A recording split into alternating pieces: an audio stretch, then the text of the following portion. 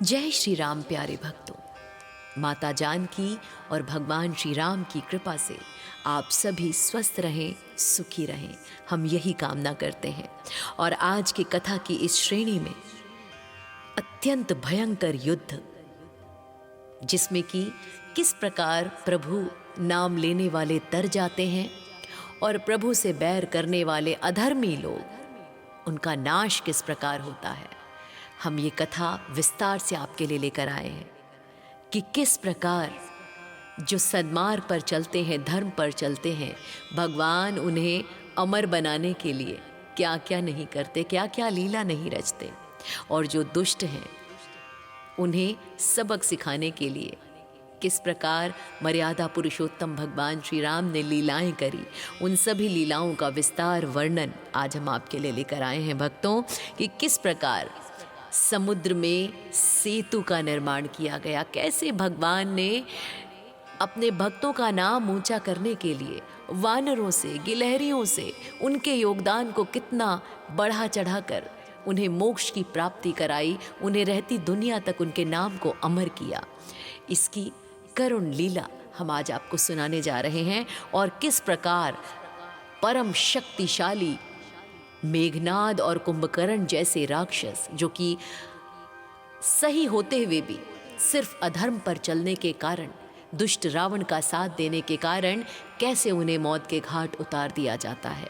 इसकी लीला भी, इसकी कथा भी विस्तार पूर्वक हम आपको सुनाएंगे। अत्यंत रोचक है ये प्रसंग भक्तों, तो अंत तक बने रहिएगा, यही हमारी विनती है आपसे। तो प्यारे भक्तों, सर्वप्रथम राम सेतु का निर्माण जब हनुमान जी ने आकर माता सीता की कुशल क्षेम बताई, जब उनका हाल सुनाया और क्या लंका में कोहराम मचा के वो आए, तो इससे सुनकर प्रजा में जोश भी उमड़ा, और माता सीता की उस स्थिति को देखकर प्रभु थोड़े विचलित भी हुए। खैर, उन तक पहुंचने की योजना बनाई गई, राम सेतु का निर्माण किया गया। जब विशाल समुद्र ने श्री राम को मार्ग नहीं दिया भक्तों, तो प्रभु ने क्रोध में आकर अपना धनुष उठाया। तब समुद्र देव प्रकट हो गए और उन्होंने क्षमा मांगते हुए राम सेतु के निर्माण का उपाय बताया। उन्होंने बताया कि वानर सेना में नल और नील नाम के दो भाई हैं जो शिल्प कला में निपुण हैं, यानी कि राम जी की सेना के इंजीनियर हैं। नल और नील को ऋषि का वरदान था कि उनके स्पर्श से भारी पत्थर भी पानी में डूबेंगे नहीं, बल्कि तैरने लगेंगे। पूरी वानर सेना पहाड़ और चट्टानें ला ला कर नल नील को देने लगी। जब उन पत्थरों पर भगवान श्री राम का नाम लिखा गया, तो वे समुद्र पर तैरने लगे और आपस में जुड़कर एक मजबूत पुल बन गए। प्यारे भक्तों, ये सेतु 5 दिनों में बनकर तैयार हुआ, जो 100 योजन लंबा था। सेतु निर्माण के दौरान एक छोटी सी गिलहरी भी अपना योगदान दे रही थी। बताइए भला, गिलहरी कितनी छोटी हो सकती है, क्या कर सकती थी वो? लेकिन नहीं, भगवान इतने भक्त वत्सल हैं कि उन्होंने उस गिलहरी के योगदान को भी अछूता नहीं छोड़ा। वह समुद्र के पानी में भीगती, फिर रेत पर लेटती और फिर अपने शरीर पर चिपकी बालू को सेतु के पत्थरों के बीच पर जाकर झाड़ देती। तो भक्तों, विशाल वानरों ने उसका मजाक उड़ाया कि वह इतना छोटा काम क्यों कर रही है। श्री राम ने यह देखा तो उस गिलहरी को बड़े प्यार से अपनी हथेली पर उठा लिया। उन्होंने कहा कि पुल को मजबूत बनाने के लिए बड़े पत्थरों के साथ इस छोटे बालू की भी उतनी ही जरूरत है। प्रभु ने प्रेम पूर्वक उसकी पीठ पर अपनी 3 उंगलियां फेरी, और माना जाता है कि तभी से गिलहरियों की पीठ पर 3 सफेद धारियां अंकित हो गईं, जो श्री राम के आशीर्वाद का प्रतीक है। राम सेतु का निर्माण हमें ये सिखाता है कि बड़े लक्ष्य की प्राप्ति के लिए छोटा या बड़ा योगदान, कोई भी योगदान हो, बहुत ही महत्वपूर्ण होता है। जहां नल नील ने अपनी कला दिखाई, वहीं गिलहरी ने अपनी अटूट भक्ति। अंततोगत्वा पुल बन गया, सेतु बन गया, सभी पहुंच गए लंका। और लंका में राक्षसों से लड़ते लड़ते लड़ते लड़ते बारी आई रावण के परम पराक्रमी पुत्र मेघनाद के। प्यारे भक्तों, मेघनाद जिसे इंद्रजीत भी कहते हैं, उसके पास अजेय शक्तियां थी। मेघनाद को वरदान था कि यदि वह अपनी कुलदेवी निकुंभला का यज्ञ पूर्ण कर ले तो वह अजेय हो जाएगा और उसके रथ के घोड़े जिस दिशा में मुड़ेंगे वहां शत्रु का विनाश निश्चित होगा। विभीषण ने इस बात की, इस गुप्त भेद की जानकारी श्री राम को दी कि यदि यज्ञ पूरा हो गया तो मेघनाद को मारना असंभव हो जाएगा। श्री राम की आज्ञा पाकर लक्ष्मण जी, हनुमान जी और वानर सेना के साथ निकुंभला देवी के मंदिर पहुंचे। हनुमान जी और वानर सेना ने वहां उत्पात मचाकर मेघनाद के यज्ञ को बीच में ही भंग कर दिया। क्रोधित मेघनाद बिना यज्ञ पूर्ण किए ही युद्ध के लिए निकल पड़ा। उसने गरजते हुए कहा, हे तपस्वी लक्ष्मण, आज तू मेरे हाथों नहीं बचेगा। दोनों के बीच भीषण युद्ध शुरू हुआ। मेघनाद ने आकाश से बाणों की वर्षा की तो लक्ष्मण जी ने पृथ्वी से उन्हें काट दिया। मेघनाद बार बार बादलों में छिपकर वार करता, वहां से अदृश्य होकर प्रहार करता। लक्ष्मण जी ने ऐन्द्रास्त्र का प्रयोग कर उसकी माया के जाल को छिन्न भिन्न कर दिया। युद्ध के दौरान लक्ष्मण जी के अद्भुत शौर्य को देखकर मेघनाद भी दंग रह गया और उसने लक्ष्मण जी पर वीर घातनी शक्ति चलाई, जिसे लक्ष्मण जी ने बड़ी कुशलता से विफल कर दिया। जब उसने ब्रह्मास्त्र चलाया तो लक्ष्मण जी उसके प्रणाम करके, क्योंकि वे भगवान के अस्त्र का अपमान नहीं करना चाहते थे, प्रभु कृपा से वह अस्त्र लक्ष्मण जी को बिना हानि पहुंचाए लौट गया। वैष्णवास्त्र जब उसने चलाया तो शरीर की कांति बढ़ गई लक्ष्मण जी की और वह अस्त्र उनके चरणों की वंदना करके वापस लौट गया। महादेव का ये अस्त्र पाशुपास्त्र भी लक्ष्मण जी का कुछ नहीं बिगाड़ पाया। ये सब देखकर मेघनाद अत्यंत भयभीत हो गया और वो समझ गया कि लक्ष्मण कोई साधारण मनुष्य नहीं बल्कि साक्षात शेषनाग का अवतार है। लक्ष्मण जी ने देखा कि अब सूर्यास्त होने वाला है और इस अधर्मी का अंत आवश्यक है। उन्होंने अपने धनुष पर एक अमोघ बाण चढ़ाया और श्री राम का स्मरण करते हुए ये प्रतिज्ञा ली, यदि दशरथ पुत्र राम धर्मपरायण है, सत्यवादी हैं और पुरुषार्थ में अद्वितीय हैं, तो हे बाण, तू इस रावण पुत्र मेघनाद का वध कर दे। लक्ष्मण जी ने बाण छोड़ा। वह बाण अग्नि की तरह प्रज्वलित होकर मेघनाद का सिर, उसके कुंडल और मुकुट सहित काटकर धड़ से अलग कर दिया। मेघनाद का सिर कटकर पृथ्वी पर गिर गया भक्तों, और गिरते समय भी उसके मुख से हा राम हा लक्ष्मण की ध्वनि निकली। मेघनाद की मृत्यु लंका के लिए सबसे बड़ा आघात था। रावण अपनी सुध-बुध खो बैठा क्योंकि मेघनाद उसका सबसे बड़ा सहारा था। दूसरी ओर वानर सेना में हर्ष की लहर दौड़ पड़ी। हनुमान जी ने लक्ष्मण जी को अपने कंधे पर बिठा लिया और श्री राम के पास ले गए, जहां प्रभु श्री राम ने अपने अनुज को गले से लगा लिया। मेघनाद के वध ने यह सिद्ध कर दिया भक्तों कि कितनी भी बड़ी माया या असुर शक्ति क्यों ना हो, वह सत्य और ब्रह्मचर्य की शक्ति के सामने टिक नहीं सकती। इस प्रकार मेघनाद का वध संपन्न हुआ और अब बारी आती है रावण के महापराक्रमी महाविशाल काय भाई कुंभकर्ण के वध की। था तो वो भी राक्षस ही, तो संहार तो होना ही था। रामायण के युद्ध कांड में कुंभकर्ण का युद्ध सबसे भयानक और रोमांचकारी माना जाता है भक्तों। वह केवल एक विशालकाय राक्षस नहीं था, बल्कि वह युद्ध नीति में भी बहुत कुशल था। जब रावण के बड़े बड़े योद्धा मारे गए, तब उसने अपने सोए हुए भाई कुंभकर्ण को जगाया। कुंभकर्ण जैसे ही युद्ध के मैदान में उतरा, उसकी विशालता देखकर वानर सेना में भगदड़ मच गई। वह एक बार में सैकड़ों वानर को पकड़कर खाने लगा। हनुमान, अंगद और सुग्रीव ने उसे रोकने की बहुत कोशिश की, लेकिन कुंभकर्ण ने सुग्रीव को मूर्छित कर दिया और उन्हें बंदी बनाकर लंका ले जाने लगा। हालांकि बाद में सुग्रीव ने उसकी नाक और कान काट दिए और वापस राम जी के पास आ गए। जब कुंभकर्ण ने वानर सेना का भारी विनाश शुरू किया, तब लक्ष्मण जी उससे युद्ध करने के लिए आगे आए। लक्ष्मण जी ने कुंभकर्ण पर कई दिव्यास्त्र बाण छोड़े। कुंभकर्ण ने कहा, हे बालक, तुम्हारा पराक्रम सराहनीय है, लेकिन मैं केवल राम से युद्ध करना चाहता हूं। लक्ष्मण जी उसके प्रहारों को बीच से ही काट देते, लेकिन कुंभकर्ण की विशालता और मायावी शक्ति के कारण उसे पूरी तरह रोक पाना कठिन था। लक्ष्मण जी ने उसे काफी समय तक उलझाए रखा ताकि वानर सेना पुनः संगठित हो सके। अंत में मर्यादा पुरुषोत्तम भगवान श्री राम मैदान में उतरे।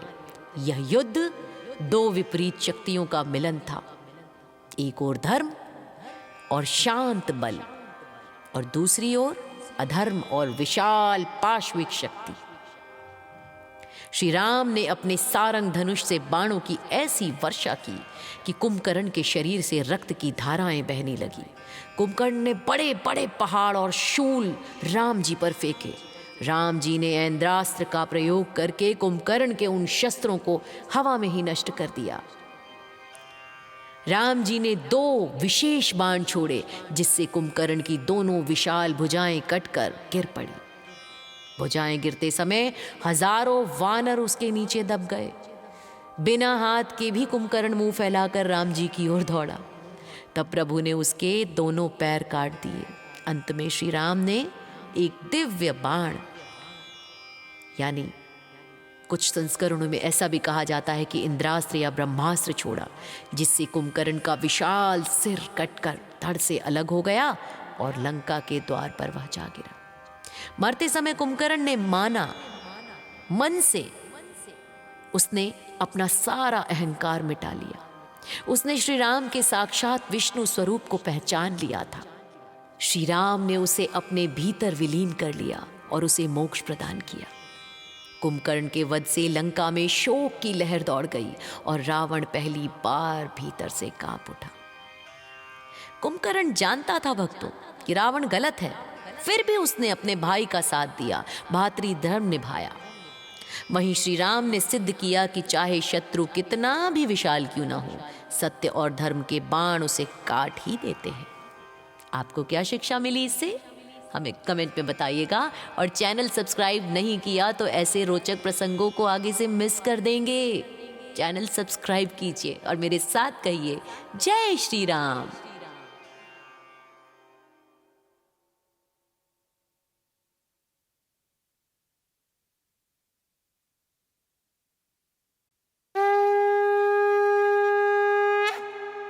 जय श्री राम प्यारे भक्तों, माता जानकी और भगवान श्री राम की कृपा से आप सभी स्वस्थ रहें, सुखी रहें, हम यही कामना करते हैं।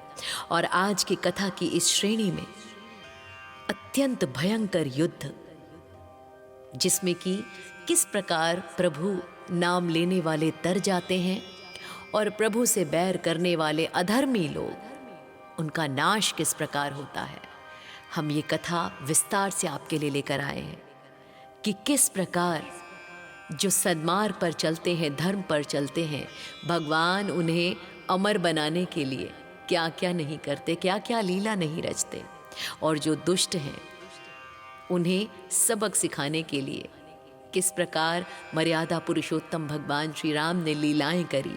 उन सभी लीलाओं का विस्तार वर्णन आज हम आपके लिए लेकर आए हैं भक्तों, कि किस प्रकार समुद्र में सेतु का निर्माण किया गया, कैसे भगवान ने अपने भक्तों का नाम ऊंचा करने के लिए वानरों से, गिलहरियों से उनके योगदान को कितना बढ़ा चढ़ाकर उन्हें मोक्ष की प्राप्ति कराई, उन्हें रहती दुनिया तक उनके नाम को अमर किया।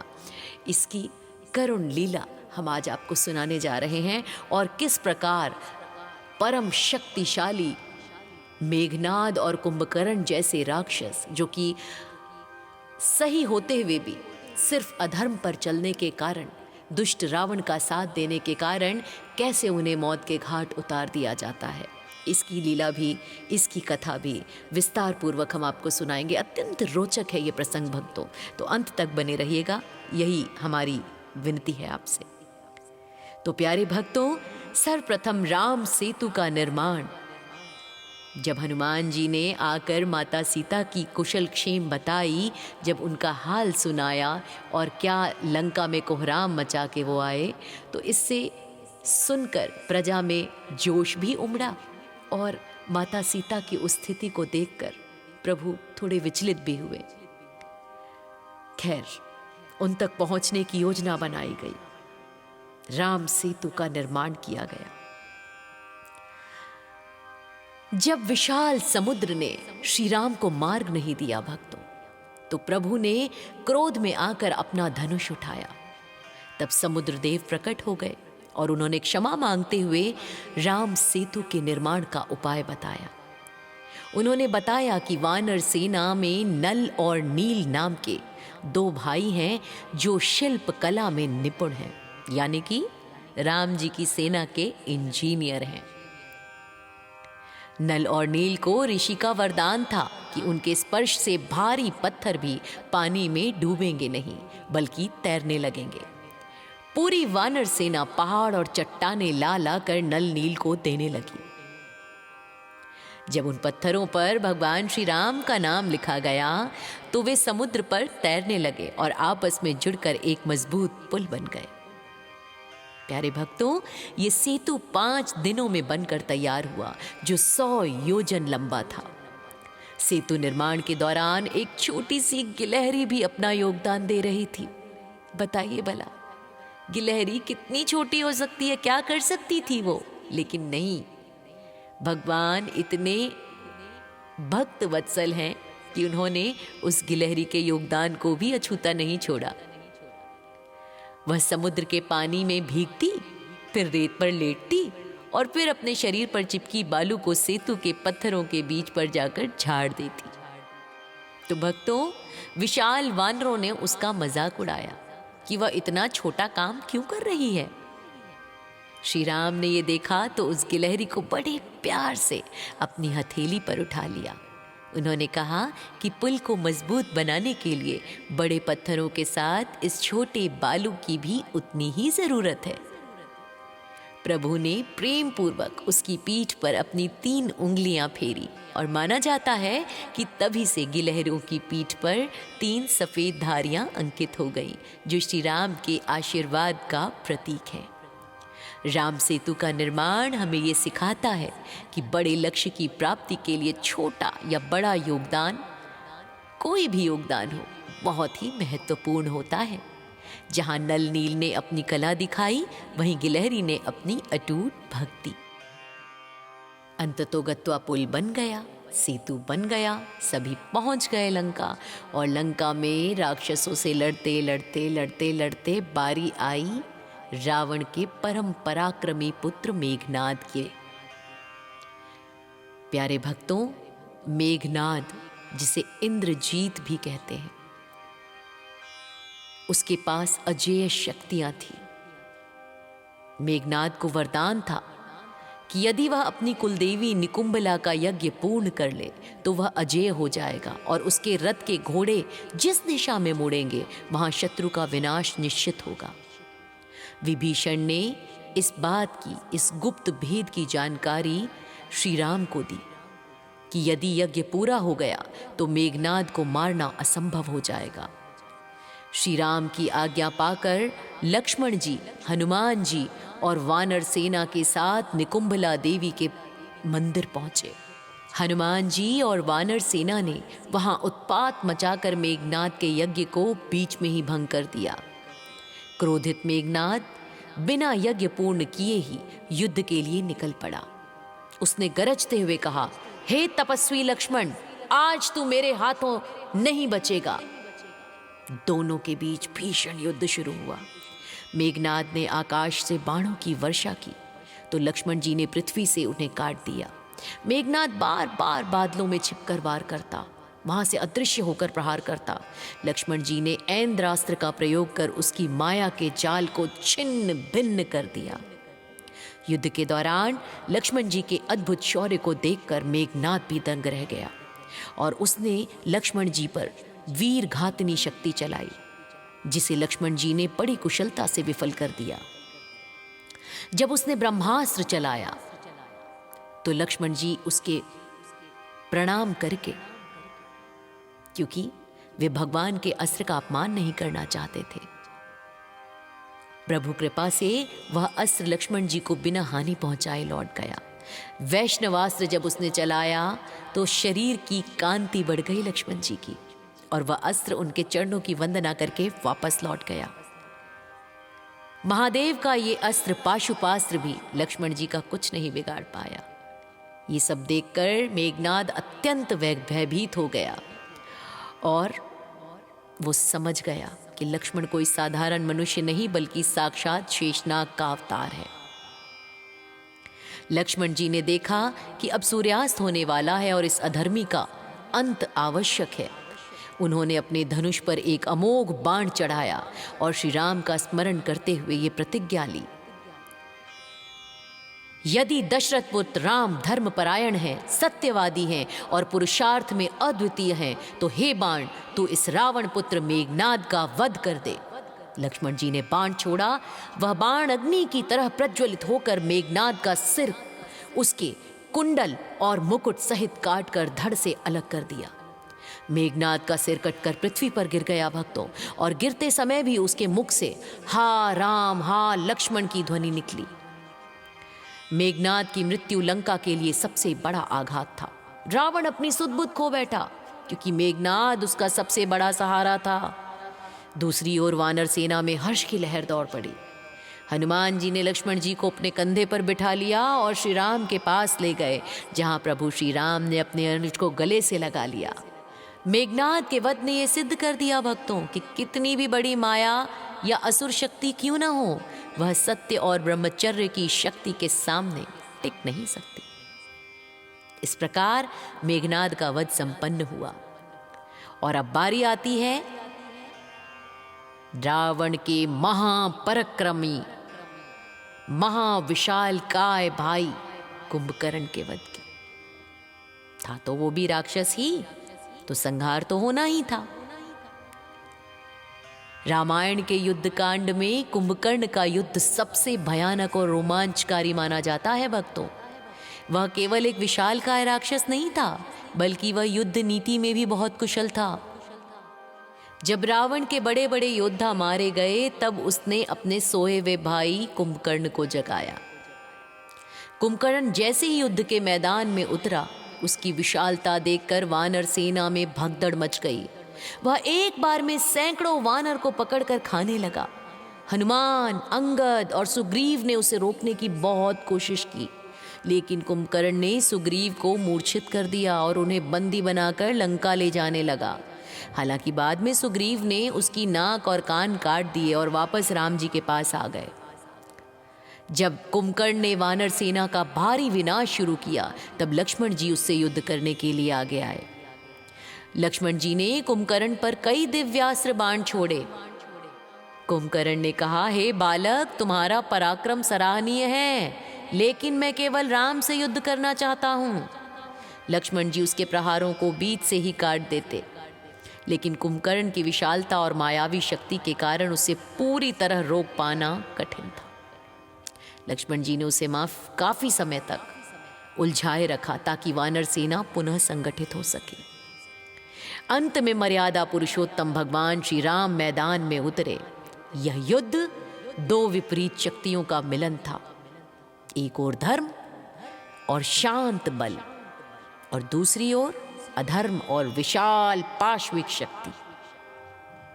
श्री राम ने अपने सारंग धनुष से बाणों की ऐसी वर्षा की कि कुंभकर्ण के शरीर से रक्त की धाराएं बहने लगी। कुंभकर्ण ने बड़े बड़े पहाड़ और शूल राम जी पर फेंके। राम जी ने ऐन्द्रास्त्र का प्रयोग करके कुंभकर्ण के उन शस्त्रों को हवा में ही नष्ट कर दिया। राम जी ने दो विशेष बाण छोड़े, जिससे कुंभकर्ण की दोनों विशाल भुजाएं कटकर गिर पड़ी। भुजाएं गिरते समय हजारों वानर उसके नीचे दब गए।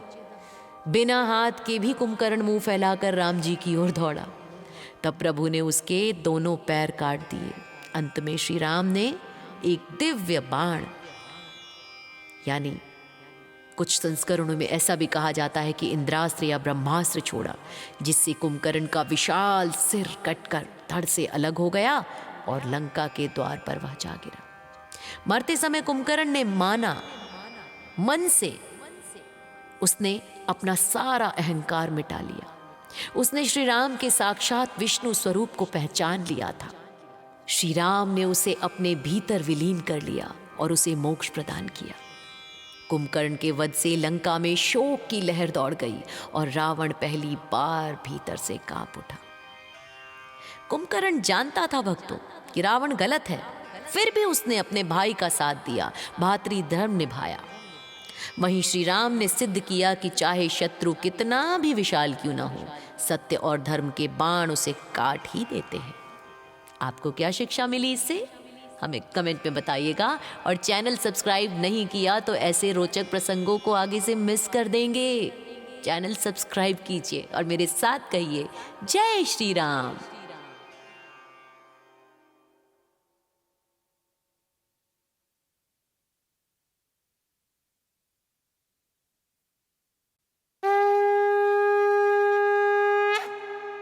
जय श्री राम प्यारे भक्तों, माता जानकी और भगवान श्री राम की कृपा से आप सभी स्वस्थ रहें, सुखी रहें, हम यही कामना करते हैं।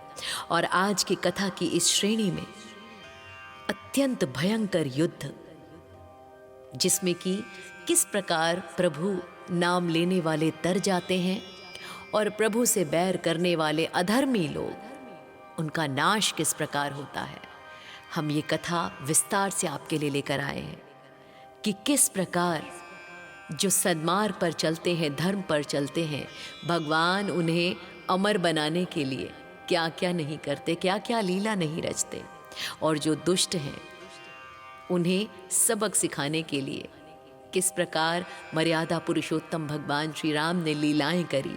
उन सभी लीलाओं का विस्तार वर्णन आज हम आपके लिए लेकर आए हैं भक्तों, कि किस प्रकार समुद्र में सेतु का निर्माण किया गया, कैसे भगवान ने अपने भक्तों का नाम ऊंचा करने के लिए वानरों से, गिलहरियों से उनके योगदान को कितना बढ़ा चढ़ाकर उन्हें मोक्ष की प्राप्ति कराई, उन्हें रहती दुनिया तक उनके नाम को अमर किया।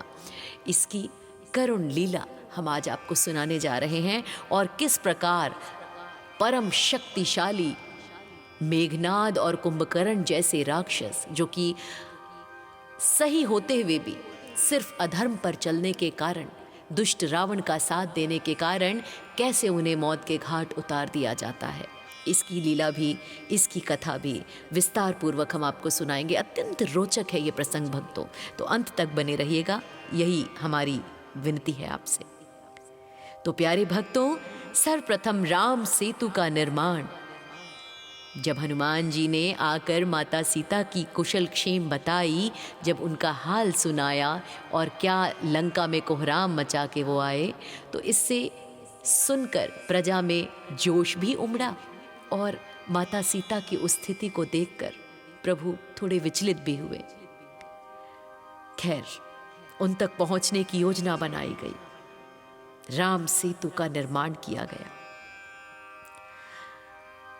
जब विशाल समुद्र ने श्री राम को मार्ग नहीं दिया भक्तों, तो प्रभु ने क्रोध में आकर अपना धनुष उठाया। तब समुद्र देव प्रकट हो गए और उन्होंने क्षमा मांगते हुए राम सेतु के निर्माण का उपाय बताया। उन्होंने बताया कि वानर सेना में नल और नील नाम के दो भाई हैं जो शिल्प कला में निपुण हैं, यानी कि राम जी की सेना के इंजीनियर हैं। नल और नील को ऋषि का वरदान था कि उनके स्पर्श से भारी पत्थर भी पानी में डूबेंगे नहीं, बल्कि तैरने लगेंगे। पूरी वानर सेना पहाड़ और चट्टाने ला ला कर नल नील को देने लगी। जब उन पत्थरों पर भगवान श्री राम का नाम लिखा गया, तो वे समुद्र पर तैरने लगे और आपस में जुड़कर एक मजबूत पुल बन गए। प्यारे भक्तों, ये सेतु 5 दिनों में बनकर तैयार हुआ, जो 100 योजन लंबा था। सेतु निर्माण के दौरान एक छोटी सी गिलहरी भी अपना योगदान दे रही थी। बताइए भला, गिलहरी कितनी छोटी हो सकती है, क्या कर सकती थी वो? लेकिन नहीं, भगवान इतने भक्त वत्सल हैं कि उन्होंने उस गिलहरी के योगदान को भी अछूता नहीं छोड़ा। वह समुद्र के पानी में भीगती, फिर रेत पर लेटती और फिर अपने शरीर पर चिपकी बालू को सेतु के पत्थरों के बीच पर जाकर झाड़ देती।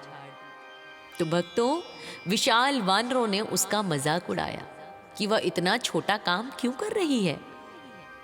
श्री राम ने यह देखा तो उस गिलहरी को बड़े प्यार से अपनी हथेली पर उठा लिया। उन्होंने कहा कि पुल को मजबूत बनाने के लिए बड़े पत्थरों के साथ इस छोटे बालू की भी उतनी ही जरूरत है। प्रभु ने प्रेम पूर्वक उसकी पीठ पर अपनी 3 उंगलियां फेरी और माना जाता है कि तभी से गिलहरियों की पीठ पर 3 सफेद धारियां अंकित हो गईं, जो श्री राम के आशीर्वाद का प्रतीक है। राम सेतु का निर्माण हमें ये सिखाता है कि बड़े लक्ष्य की प्राप्ति के लिए छोटा या बड़ा योगदान, कोई भी योगदान हो, बहुत ही महत्वपूर्ण होता है। जहां नल नील ने अपनी कला दिखाई, वहीं गिलहरी ने अपनी अटूट भक्ति। अंततोगत्वा पुल बन गया, सेतु बन गया, सभी पहुंच गए लंका। और लंका में राक्षसों से लड़ते लड़ते लड़ते लड़ते बारी आई रावण के परम पराक्रमी पुत्र मेघनाद के। प्यारे भक्तों, मेघनाद, जिसे इंद्रजीत भी कहते हैं, उसके पास अजेय शक्तियां थी। मेघनाद को वरदान था कि यदि वह अपनी कुलदेवी निकुंभला का यज्ञ पूर्ण कर ले तो वह अजेय हो जाएगा और उसके रथ के घोड़े जिस दिशा में मुड़ेंगे वहां शत्रु का विनाश निश्चित होगा। विभीषण ने इस बात की, इस गुप्त भेद की जानकारी श्री राम को दी कि यदि यज्ञ पूरा हो गया तो मेघनाद को मारना असंभव हो जाएगा। श्री राम की आज्ञा पाकर लक्ष्मण जी, हनुमान जी और वानर सेना के साथ निकुंभला देवी के मंदिर पहुंचे। हनुमान जी और वानर सेना ने वहां उत्पात मचाकर मेघनाद के यज्ञ को बीच में ही भंग कर दिया। क्रोधित मेघनाद बिना यज्ञ पूर्ण किए ही युद्ध के लिए निकल पड़ा। उसने गरजते हुए कहा, हे तपस्वी लक्ष्मण, आज तू मेरे हाथों नहीं बचेगा। दोनों के बीच भीषण युद्ध शुरू हुआ। मेघनाद ने आकाश से बाणों की वर्षा की तो लक्ष्मण जी ने पृथ्वी से उन्हें काट दिया। मेघनाद बार बार बादलों में छिपकर वार करता, वहां से अदृश्य होकर प्रहार करता। लक्ष्मण जी ने ऐन्द्रास्त्र का प्रयोग कर उसकी माया के जाल को छिन्न भिन्न कर दिया। युद्ध के दौरान लक्ष्मण जी के अद्भुत शौर्य को देखकर मेघनाद भी दंग रह गया और उसने लक्ष्मण जी पर वीर घातनी शक्ति चलाई, जिसे लक्ष्मण जी ने बड़ी कुशलता से विफल कर दिया। जब उसने ब्रह्मास्त्र चलाया तो लक्ष्मण जी उसके प्रणाम करके, क्योंकि वे भगवान के अस्त्र का अपमान नहीं करना चाहते थे, प्रभु कृपा से वह अस्त्र लक्ष्मण जी को बिना हानि पहुंचाए लौट गया। वैष्णवास्त्र जब उसने चलाया तो शरीर की कांति बढ़ गई लक्ष्मण जी की और वह अस्त्र उनके चरणों की वंदना करके वापस लौट गया। महादेव का ये अस्त्र पाशुपास्त्र भी लक्ष्मण जी का कुछ नहीं बिगाड़ पाया।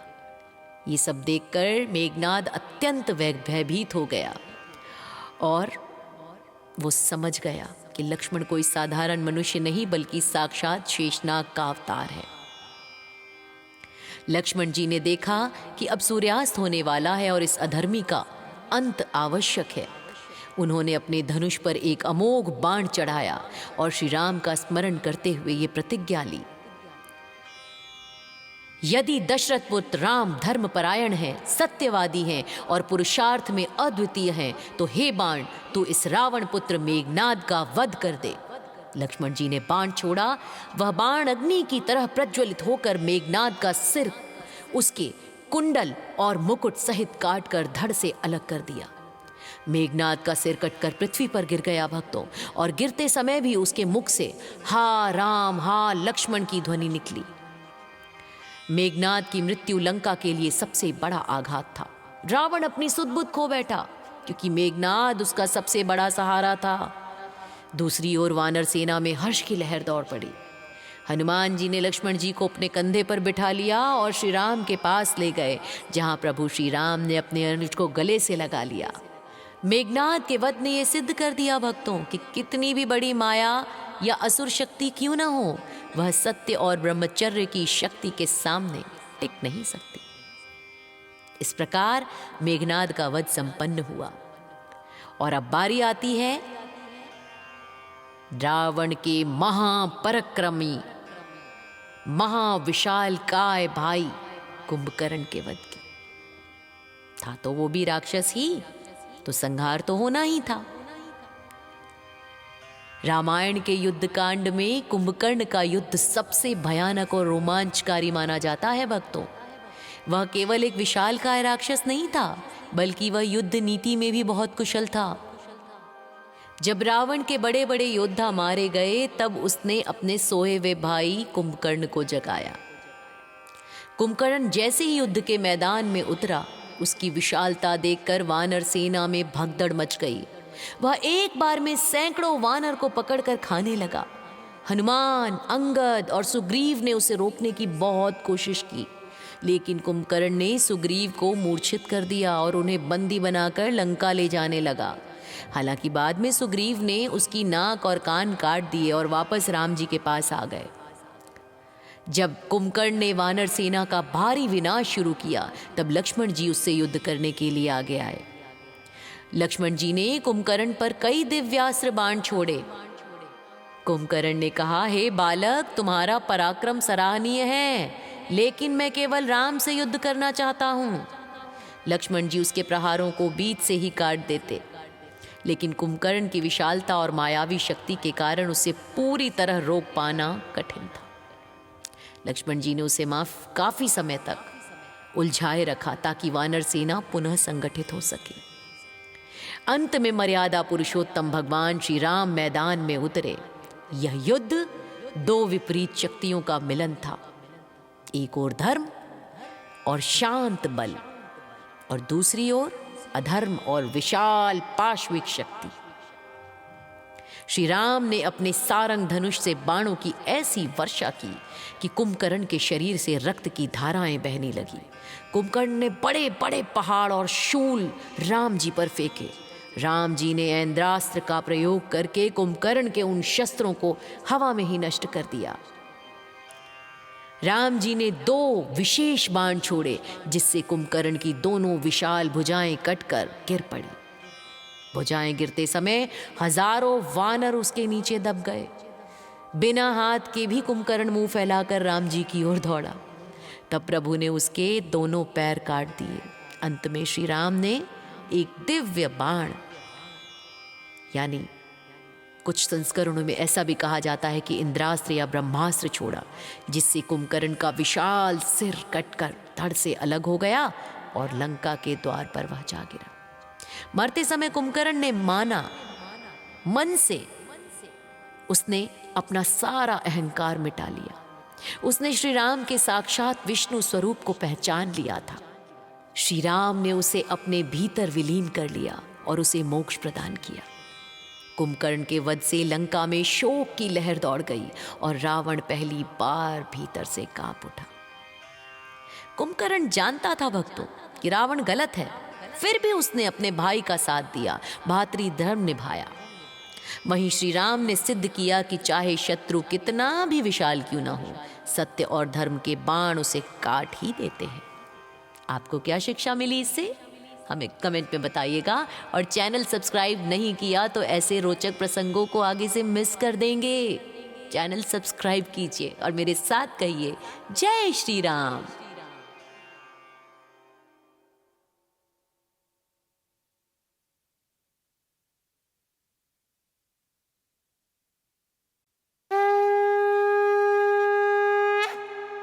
जय श्री राम प्यारे भक्तों, माता जानकी और भगवान श्री राम की कृपा से आप सभी स्वस्थ रहें, सुखी रहें, हम यही कामना करते हैं।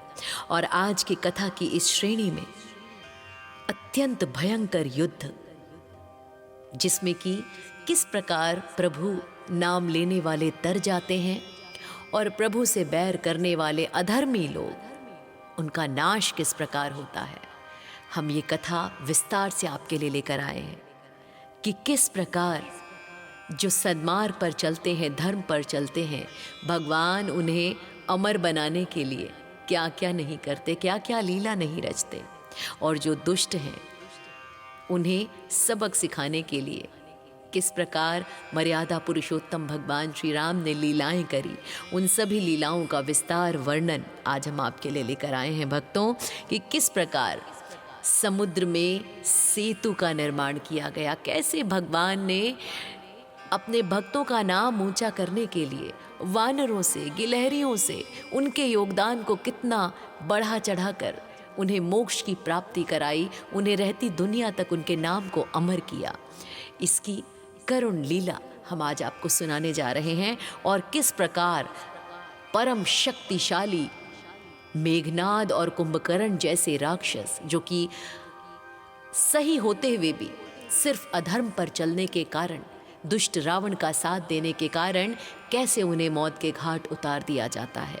इसकी लीला भी, इसकी कथा भी विस्तार पूर्वक हम आपको सुनाएंगे। अत्यंत रोचक है ये प्रसंग भक्तों, तो अंत तक बने रहिएगा, यही हमारी विनती है आपसे। तो प्यारे भक्तों, सर्वप्रथम राम सेतु का निर्माण जब हनुमान जी ने आकर माता सीता की कुशल क्षेम बताई, जब उनका हाल सुनाया और क्या लंका में कोहराम मचा के वो आए, तो इससे सुनकर प्रजा में जोश भी उमड़ा, और माता सीता की उस स्थिति को देखकर प्रभु थोड़े विचलित भी हुए। खैर, उन तक पहुंचने की योजना बनाई गई, राम सेतु का निर्माण किया गया। जब विशाल समुद्र ने श्री राम को मार्ग नहीं दिया भक्तों, तो प्रभु ने क्रोध में आकर अपना धनुष उठाया। तब समुद्र देव प्रकट हो गए और उन्होंने क्षमा मांगते हुए राम सेतु के निर्माण का उपाय बताया। उन्होंने बताया कि वानर सेना में नल और नील नाम के 2 भाई हैं जो शिल्प कला में निपुण हैं, यानी कि राम जी की सेना के इंजीनियर हैं। नल और नील को ऋषि का वरदान था कि उनके स्पर्श से भारी पत्थर भी पानी में डूबेंगे नहीं, बल्कि तैरने लगेंगे। पूरी वानर सेना पहाड़ और चट्टाने ला ला कर नल नील को देने लगी। जब उन पत्थरों पर भगवान श्री राम का नाम लिखा गया, तो वे समुद्र पर तैरने लगे और आपस में जुड़कर एक मजबूत पुल बन गए। प्यारे भक्तों, ये सेतु 5 दिनों में बनकर तैयार हुआ, जो 100 योजन लंबा था। सेतु निर्माण के दौरान एक छोटी सी गिलहरी भी अपना योगदान दे रही थी। बताइए भला, गिलहरी कितनी छोटी हो सकती है, क्या कर सकती थी वो? लेकिन नहीं, भगवान इतने भक्त वत्सल हैं कि उन्होंने उस गिलहरी के योगदान को भी अछूता नहीं छोड़ा। वह समुद्र के पानी में भीगती, फिर रेत पर लेटती और फिर अपने शरीर पर चिपकी बालू को सेतु के पत्थरों के बीच पर जाकर झाड़ देती। तो भक्तों, विशाल वानरों ने उसका मजाक उड़ाया कि वह इतना छोटा काम क्यों कर रही है। श्री राम ने यह देखा तो उस गिलहरी को बड़े प्यार से अपनी हथेली पर उठा लिया। उन्होंने कहा कि पुल को मजबूत बनाने के लिए बड़े पत्थरों के साथ इस छोटे बालू की भी उतनी ही जरूरत है। प्रभु ने प्रेम पूर्वक उसकी पीठ पर अपनी 3 उंगलियां फेरी और माना जाता है कि तभी से गिलहरों की पीठ पर 3 सफेद धारियां अंकित हो गई, जो श्री राम के आशीर्वाद का प्रतीक है। राम सेतु का निर्माण हमें ये सिखाता है कि बड़े लक्ष्य की प्राप्ति के लिए छोटा या बड़ा योगदान, कोई भी योगदान हो, बहुत ही महत्वपूर्ण होता है। जहां नल नील ने अपनी कला दिखाई, वहीं गिलहरी ने अपनी अटूट भक्ति। अंततोगत्वा पुल बन गया, सेतु बन गया, सभी पहुंच गए लंका, और लंका में राक्षसों से लड़ते लड़ते लड़ते लड़ते बारी आई रावण के परम पराक्रमी पुत्र मेघनाद के। प्यारे भक्तों, मेघनाद जिसे इंद्रजीत भी कहते हैं, उसके पास अजेय शक्तियां थी। मेघनाद को वरदान था कि यदि वह अपनी कुलदेवी निकुंभला का यज्ञ पूर्ण कर ले तो वह अजेय हो जाएगा और उसके रथ के घोड़े जिस दिशा में मुड़ेंगे वहां शत्रु का विनाश निश्चित होगा। विभीषण ने इस बात की, इस गुप्त भेद की जानकारी श्री राम को दी कि यदि यज्ञ पूरा हो गया तो मेघनाद को मारना असंभव हो जाएगा। श्री राम की आज्ञा पाकर लक्ष्मण जी, हनुमान जी और वानर सेना के साथ निकुंभला देवी के मंदिर पहुंचे। हनुमान जी और वानर सेना ने वहां उत्पात मचाकर मेघनाद के यज्ञ को बीच में ही भंग कर दिया।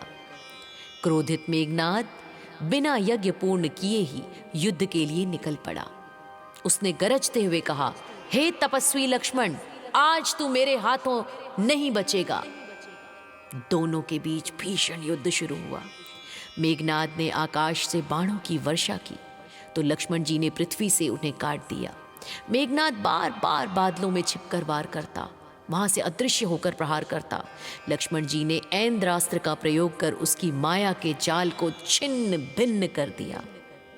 युद्ध के दौरान लक्ष्मण जी के अद्भुत शौर्य को देखकर मेघनाद भी दंग रह गया और उसने लक्ष्मण जी पर वीर घातनी शक्ति चलाई, जिसे लक्ष्मण जी ने बड़ी कुशलता से विफल कर दिया। जब उसने ब्रह्मास्त्र चलाया तो लक्ष्मण जी उसके प्रणाम करके, क्योंकि वे भगवान के अस्त्र का अपमान नहीं करना चाहते थे, प्रभु कृपा से वह अस्त्र लक्ष्मण जी को बिना हानि पहुंचाए लौट गया। वैष्णवास्त्र जब उसने चलाया तो शरीर की कांति बढ़ गई लक्ष्मण जी की और वह अस्त्र उनके चरणों की वंदना करके वापस लौट गया। महादेव का ये अस्त्र पाशुपास्त्र भी लक्ष्मण जी का कुछ नहीं बिगाड़ पाया। ये सब देखकर मेघनाद अत्यंत भयभीत हो गया और वो समझ गया कि लक्ष्मण कोई साधारण मनुष्य नहीं बल्कि साक्षात शेषनाग का अवतार है। लक्ष्मण जी ने देखा कि अब सूर्यास्त होने वाला है और इस अधर्मी का अंत आवश्यक है। उन्होंने अपने धनुष पर एक अमोघ बाण चढ़ाया और श्री राम का स्मरण करते हुए ये प्रतिज्ञा ली, यदि दशरथ पुत्र राम धर्मपरायण है, सत्यवादी हैं और पुरुषार्थ में अद्वितीय हैं, तो हे बाण, तू इस रावण पुत्र मेघनाद का वध कर दे। लक्ष्मण जी ने बाण छोड़ा। वह बाण अग्नि की तरह प्रज्वलित होकर मेघनाद का सिर, उसके कुंडल और मुकुट सहित काटकर धड़ से अलग कर दिया। मेघनाद का सिर कटकर पृथ्वी पर गिर गया भक्तों, और गिरते समय भी उसके मुख से हा राम हा लक्ष्मण की ध्वनि निकली। मेघनाद की मृत्यु लंका के लिए सबसे बड़ा आघात था। रावण अपनी सुध-बुध खो बैठा क्योंकि मेघनाद उसका सबसे बड़ा सहारा था। दूसरी ओर वानर सेना में हर्ष की लहर दौड़ पड़ी। हनुमान जी ने लक्ष्मण जी को अपने कंधे पर बिठा लिया और श्री राम के पास ले गए, जहां प्रभु श्री राम ने अपने अनुज को गले से लगा लिया। मेघनाद के वध ने यह सिद्ध कर दिया भक्तों कि कितनी भी बड़ी माया या असुर शक्ति क्यों ना हो, वह सत्य और ब्रह्मचर्य की शक्ति के सामने टिक नहीं सकती। इस प्रकार मेघनाद का वध संपन्न हुआ और अब बारी आती है रावण के महापराक्रमी महाविशाल काय भाई कुंभकर्ण के वध की। था तो वो भी राक्षस ही, तो संहार तो होना ही था। रामायण के युद्ध कांड में कुंभकर्ण का युद्ध सबसे भयानक और रोमांचकारी माना जाता है भक्तों। वह केवल एक विशालकाय राक्षस नहीं था, बल्कि वह युद्ध नीति में भी बहुत कुशल था। जब रावण के बड़े बड़े योद्धा मारे गए, तब उसने अपने सोए हुए भाई कुंभकर्ण को जगाया। कुंभकर्ण जैसे ही युद्ध के मैदान में उतरा, उसकी विशालता देखकर वानर सेना में भगदड़ मच गई। वह एक बार में सैकड़ों वानर को पकड़कर खाने लगा। हनुमान, अंगद और सुग्रीव ने उसे रोकने की बहुत कोशिश की, लेकिन कुंभकर्ण ने सुग्रीव को मूर्छित कर दिया और उन्हें बंदी बनाकर लंका ले जाने लगा।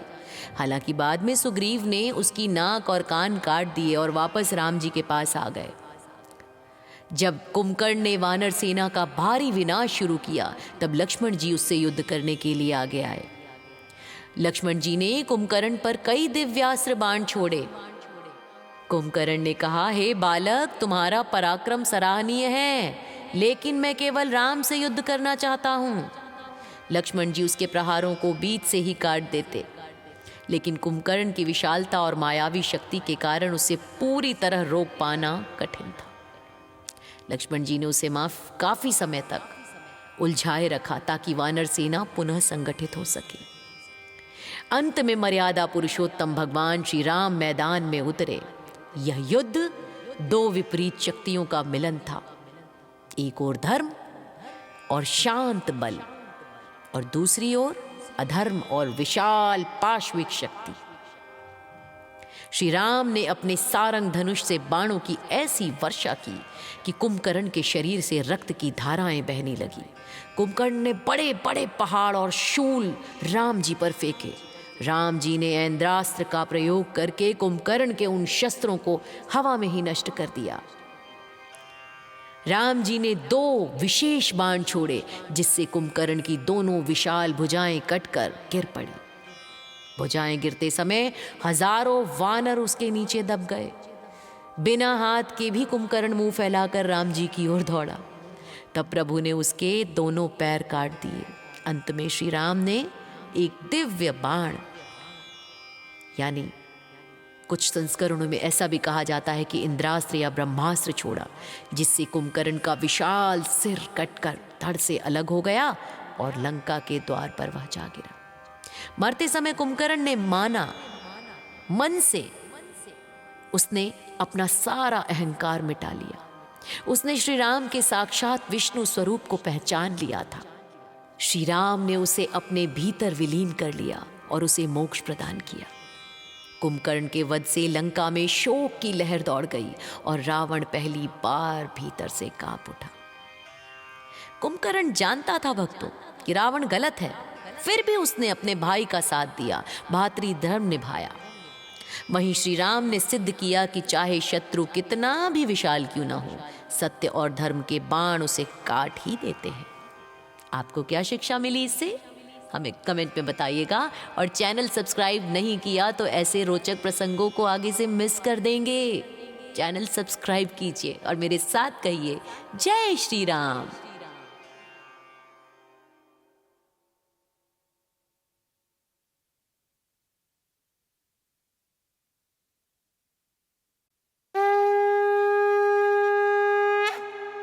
जय श्री राम प्यारे भक्तों, माता जानकी और भगवान श्री राम की कृपा से आप सभी स्वस्थ रहें, सुखी रहें, हम यही कामना करते हैं।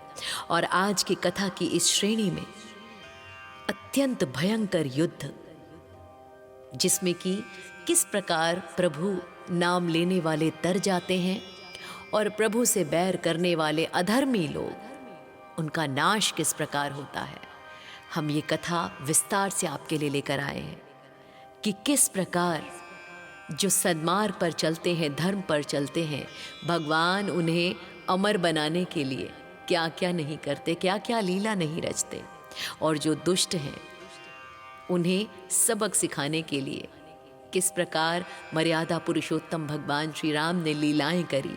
उन सभी लीलाओं का विस्तार वर्णन आज हम आपके लिए लेकर आए हैं भक्तों, कि किस प्रकार समुद्र में सेतु का निर्माण किया गया, कैसे भगवान ने अपने भक्तों का नाम ऊंचा करने के लिए वानरों से, गिलहरियों से उनके योगदान को कितना बढ़ा चढ़ाकर उन्हें मोक्ष की प्राप्ति कराई, उन्हें रहती दुनिया तक उनके नाम को अमर किया। इसकी करुण लीला हम आज आपको सुनाने जा रहे हैं, और किस प्रकार परम शक्तिशाली मेघनाद और कुंभकर्ण जैसे राक्षस, जो कि सही होते हुए भी सिर्फ अधर्म पर चलने के कारण, दुष्ट रावण का साथ देने के कारण, कैसे उन्हें मौत के घाट उतार दिया जाता है। इसकी लीला भी, इसकी कथा भी विस्तार पूर्वक हम आपको सुनाएंगे। अत्यंत रोचक है ये प्रसंग भक्तों, तो अंत तक बने रहिएगा, यही हमारी विनती है आपसे। तो प्यारे भक्तों, सर्वप्रथम राम सेतु का निर्माण जब हनुमान जी ने आकर माता सीता की कुशल क्षेम बताई, जब उनका हाल सुनाया और क्या लंका में कोहराम मचा के वो आए, तो इससे सुनकर प्रजा में जोश भी उमड़ा और माता सीता की उस स्थिति को देखकर प्रभु थोड़े विचलित भी हुए। खैर, उन तक पहुंचने की योजना बनाई गई। राम सेतु का निर्माण किया गया। जब विशाल समुद्र ने श्री राम को मार्ग नहीं दिया भक्तों, तो प्रभु ने क्रोध में आकर अपना धनुष उठाया। तब समुद्र देव प्रकट हो गए और उन्होंने क्षमा मांगते हुए राम सेतु के निर्माण का उपाय बताया। उन्होंने बताया कि वानर सेना में नल और नील नाम के 2 भाई हैं जो शिल्प कला में निपुण हैं, यानी कि राम जी की सेना के इंजीनियर हैं। नल और नील को ऋषि का वरदान था कि उनके स्पर्श से भारी पत्थर भी पानी में डूबेंगे नहीं, बल्कि तैरने लगेंगे। पूरी वानर सेना पहाड़ और चट्टाने ला ला कर नल नील को देने लगी। जब उन पत्थरों पर भगवान श्री राम का नाम लिखा गया तो वे समुद्र पर तैरने लगे और आपस में जुड़कर एक मजबूत पुल बन गए। प्यारे भक्तों, ये सेतु 5 दिनों में बनकर तैयार हुआ, जो 100 योजन लंबा था। सेतु निर्माण के दौरान एक छोटी सी गिलहरी भी अपना योगदान दे रही थी। बताइए भला, गिलहरी कितनी छोटी हो सकती है, क्या कर सकती थी वो? लेकिन नहीं, भगवान इतने भक्त वत्सल हैं कि उन्होंने उस गिलहरी के योगदान को भी अछूता नहीं छोड़ा। वह समुद्र के पानी में भीगती, फिर रेत पर लेटती और फिर अपने शरीर पर चिपकी बालू को सेतु के पत्थरों के बीच पर जाकर झाड़ देती। तो भक्तों, विशाल वानरों ने उसका मजाक उड़ाया कि वह इतना छोटा काम क्यों कर रही है। श्री राम ने यह देखा तो उस गिलहरी को बड़े प्यार से अपनी हथेली पर उठा लिया। उन्होंने कहा कि पुल को मजबूत बनाने के लिए बड़े पत्थरों के साथ इस छोटे बालू की भी उतनी ही जरूरत है। प्रभु ने प्रेम पूर्वक उसकी पीठ पर अपनी 3 उंगलियां फेरी और माना जाता है कि तभी से गिलहरों की पीठ पर 3 सफेद धारियां अंकित हो गईं, जो श्री राम के आशीर्वाद का प्रतीक है। राम सेतु का निर्माण हमें ये सिखाता है कि बड़े लक्ष्य की प्राप्ति के लिए छोटा या बड़ा योगदान, कोई भी योगदान हो, बहुत ही महत्वपूर्ण होता है। जहां नल नील ने अपनी कला दिखाई, वहीं गिलहरी ने अपनी अटूट भक्ति। अंततोगत्वा पुल बन गया, सेतु बन गया, सभी पहुंच गए लंका। और लंका में राक्षसों से लड़ते लड़ते लड़ते लड़ते बारी आई रावण के परम पराक्रमी पुत्र मेघनाद के। प्यारे भक्तों, मेघनाद, जिसे इंद्रजीत भी कहते हैं, उसके पास अजेय शक्तियां थी। मेघनाद को वरदान था कि यदि वह अपनी कुलदेवी निकुंभला का यज्ञ पूर्ण कर ले तो वह अजेय हो जाएगा और उसके रथ के घोड़े जिस दिशा में मुड़ेंगे वहां शत्रु का विनाश निश्चित होगा। विभीषण ने इस बात की, इस गुप्त भेद की जानकारी श्री राम को दी कि यदि यज्ञ पूरा हो गया तो मेघनाद को मारना असंभव हो जाएगा। श्री राम की आज्ञा पाकर लक्ष्मण जी, हनुमान जी और वानर सेना के साथ निकुंभला देवी के मंदिर पहुंचे। हनुमान जी और वानर सेना ने वहां उत्पात मचाकर मेघनाद के यज्ञ को बीच में ही भंग कर दिया। क्रोधित मेघनाद बिना यज्ञ पूर्ण किए ही युद्ध के लिए निकल पड़ा। उसने गरजते हुए कहा, हे तपस्वी लक्ष्मण, आज तू मेरे हाथों नहीं बचेगा। दोनों के बीच भीषण युद्ध शुरू हुआ। मेघनाद ने आकाश से बाणों की वर्षा की तो लक्ष्मण जी ने पृथ्वी से उन्हें काट दिया। मेघनाद बार बार बादलों में छिपकर वार करता, वहां से अदृश्य होकर प्रहार करता। लक्ष्मण जी ने ऐन्द्रास्त्र का प्रयोग कर उसकी माया के जाल को छिन्न भिन्न कर दिया। युद्ध के दौरान लक्ष्मण जी के अद्भुत शौर्य को देखकर मेघनाद भी दंग रह गया और उसने लक्ष्मण जी पर वीर घातनी शक्ति चलाई, जिसे लक्ष्मण जी ने बड़ी कुशलता से विफल कर दिया। जब उसने ब्रह्मास्त्र चलाया तो लक्ष्मण जी उसके प्रणाम करके, क्योंकि वे भगवान के अस्त्र का अपमान नहीं करना चाहते थे, प्रभु कृपा से वह अस्त्र लक्ष्मण जी को बिना हानि पहुंचाए लौट गया वैष्णवास्त्र जब उसने चलाया तो शरीर की कांति बढ़ गई लक्ष्मण जी की, और वह अस्त्र उनके चरणों की वंदना करके वापस लौट गया। महादेव का ये अस्त्र पाशुपास्त्र भी लक्ष्मण जी का कुछ नहीं बिगाड़ पाया। ये सब देखकर मेघनाद अत्यंत भयभीत हो गया और वो समझ गया कि लक्ष्मण कोई साधारण मनुष्य नहीं बल्कि साक्षात शेषनाग का अवतार है। लक्ष्मण जी ने देखा कि अब सूर्यास्त होने वाला है और इस अधर्मी का अंत आवश्यक है। उन्होंने अपने धनुष पर एक अमोघ बाण चढ़ाया और श्री राम का स्मरण करते हुए ये प्रतिज्ञा ली, यदि दशरथ पुत्र राम धर्मपरायण है, सत्यवादी हैं और पुरुषार्थ में अद्वितीय हैं, तो हे बाण तू इस रावण पुत्र मेघनाद का वध कर दे। लक्ष्मण जी ने बाण छोड़ा। वह बाण अग्नि की तरह प्रज्वलित होकर मेघनाद का सिर, उसके कुंडल और मुकुट सहित काटकर धड़ से अलग कर दिया। मेघनाद का सिर कटकर पृथ्वी पर गिर गया भक्तों, और गिरते समय भी उसके मुख से हा राम हा लक्ष्मण की ध्वनि निकली। मेघनाद की मृत्यु लंका के लिए सबसे बड़ा आघात था। रावण अपनी सुध-बुध खो बैठा, क्योंकि मेघनाद उसका सबसे बड़ा सहारा था। दूसरी ओर वानर सेना में हर्ष की लहर दौड़ पड़ी। हनुमान जी ने लक्ष्मण जी को अपने कंधे पर बिठा लिया और श्री राम के पास ले गए, जहां प्रभु श्री राम ने अपने अनुज को गले से लगा लिया। मेघनाद के वध ने यह सिद्ध कर दिया भक्तों कि कितनी भी बड़ी माया या असुर शक्ति क्यों न हो, वह सत्य और ब्रह्मचर्य की शक्ति के सामने टिक नहीं सकती। इस प्रकार मेघनाद का वध संपन्न हुआ। और अब बारी आती है रावण के महापराक्रमी महाविशाल काय भाई कुंभकर्ण के वध की। था तो वो भी राक्षस ही, तो संहार तो होना ही था। रामायण के युद्ध कांड में कुंभकर्ण का युद्ध सबसे भयानक और रोमांचकारी माना जाता है भक्तों। वह केवल एक विशालकाय राक्षस नहीं था, बल्कि वह युद्ध नीति में भी बहुत कुशल था। जब रावण के बड़े बड़े योद्धा मारे गए, तब उसने अपने सोए हुए भाई कुंभकर्ण को जगाया। कुंभकर्ण जैसे ही युद्ध के मैदान में उतरा, उसकी विशालता देखकर वानर सेना में भगदड़ मच गई। वह एक बार में सैकड़ों वानर को पकड़कर खाने लगा।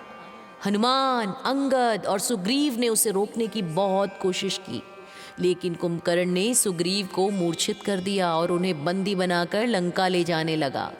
हालांकि बाद में सुग्रीव ने उसकी नाक और कान काट दिए और वापस राम जी के पास आ गए। जब कुंभकर्ण ने वानर सेना का भारी विनाश शुरू किया, तब लक्ष्मण जी उससे युद्ध करने के लिए आगे आए। लक्ष्मण जी ने कुंभकर्ण पर कई दिव्यास्त्र बाण छोड़े। कुंभकर्ण ने कहा, हे बालक, तुम्हारा पराक्रम सराहनीय है, लेकिन मैं केवल राम से युद्ध करना चाहता हूं। लक्ष्मण जी उसके प्रहारों को बीच से ही काट देते, लेकिन कुंभकर्ण की विशालता और मायावी शक्ति के कारण उसे पूरी तरह रोक पाना कठिन था। लक्ष्मण जी ने उसे काफी समय तक उलझाए रखा, ताकि वानर सेना पुनः संगठित हो सके। अंत में मर्यादा पुरुषोत्तम भगवान श्री राम मैदान में उतरे। यह युद्ध दो विपरीत शक्तियों का मिलन था, एक ओर धर्म और शांत बल, और दूसरी ओर अधर्म और विशाल पाशविक शक्ति। श्री राम ने अपने सारंग धनुष से बाणों की ऐसी वर्षा की कि कुंभकर्ण के शरीर से रक्त की धाराएं बहने लगी। कुंभकर्ण ने बड़े बड़े पहाड़ और शूल राम जी पर फेंके। राम जी ने ऐन्द्रास्त्र का प्रयोग करके कुंभकर्ण के उन शस्त्रों को हवा में ही नष्ट कर दिया। राम जी ने दो विशेष बाण छोड़े, जिससे कुंभकर्ण की दोनों विशाल भुजाएं कटकर गिर पड़ी। भुजाएं गिरते समय हजारों वानर उसके नीचे दब गए। बिना हाथ के भी कुंभकर्ण मुंह फैलाकर राम जी की ओर दौड़ा। तब प्रभु ने उसके दोनों पैर काट दिए। अंत में श्री राम ने एक दिव्य बाण, यानी कुछ संस्करणों में ऐसा भी कहा जाता है कि इंद्रास्त्र या ब्रह्मास्त्र छोड़ा, जिससे कुंभकर्ण का विशाल सिर कटकर धड़ से अलग हो गया और लंका के द्वार पर वह जा गिरा। मरते समय कुंभकर्ण ने माना, मन से उसने अपना सारा अहंकार मिटा लिया। उसने श्री राम के साक्षात विष्णु स्वरूप को पहचान लिया था। श्री राम ने उसे अपने भीतर विलीन कर लिया और उसे मोक्ष प्रदान किया। कुंभकर्ण के वध से लंका में शोक की लहर दौड़ गई और रावण पहली बार भीतर से कांप उठा। कुंभकर्ण जानता था भक्तों कि रावण गलत है, फिर भी उसने अपने भाई का साथ दिया, भातृ धर्म निभाया। वहीं श्री राम ने सिद्ध किया कि चाहे शत्रु कितना भी विशाल क्यों ना हो, सत्य और धर्म के बाण उसे काट ही देते हैं। आपको क्या शिक्षा मिली इससे? हमें कमेंट में बताइएगा। और चैनल सब्सक्राइब नहीं किया तो ऐसे रोचक प्रसंगों को आगे से मिस कर देंगे। चैनल सब्सक्राइब कीजिए और मेरे साथ कहिए जय श्री राम।